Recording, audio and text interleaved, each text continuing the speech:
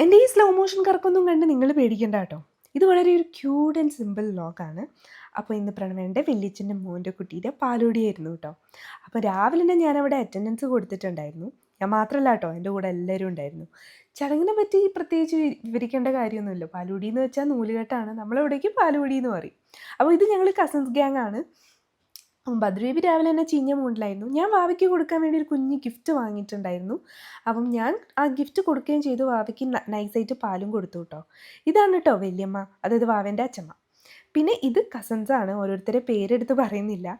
ഭദ്രദേവി അപ്പോഴേക്കും നല്ല ചീഞ്ഞ മൂഡിലായിരുന്നു. എൻ്റെ മുഖം കണ്ടാൽ അറിയാലോ. പിന്നെ ഇത് വിഷ്ണു. വിഷ്ണു എന്ന് പറയുന്നത് പ്രണവേൻ്റെ വലിയച്ഛൻ്റെ മോനാണ്. പിന്നെ ഇത് ഗായത്രി ആൻഡ് വൈഫാണ്. ബൈ ദ മീൻ ടൈം ഭദ്രബേബി ഉറങ്ങിയിട്ടുണ്ടായിരുന്നു. ഉറങ്ങിയപ്പോൾ ഞാൻ പ്രണവേൻ്റെ അടുത്ത് കൊടുത്തപ്പോൾ ആൾ ഓട്ടോയിലൊക്കെ പോയി വന്നു. പിന്നെ ഞാൻ ചോറിന് വന്നപ്പോഴത്തേക്കും ആൾ പ്രണവേട്ടൻ്റെ ഫ്രണ്ട്സായിട്ട് കമ്പനി ആയി തോന്നുന്നു. ഇതാണ് കേട്ടോ നമ്മളെ രാജു ഭായ്, ഫുൾ ഓൺ പവറിൽ നിൽക്കുന്ന രാജു ഭായ്.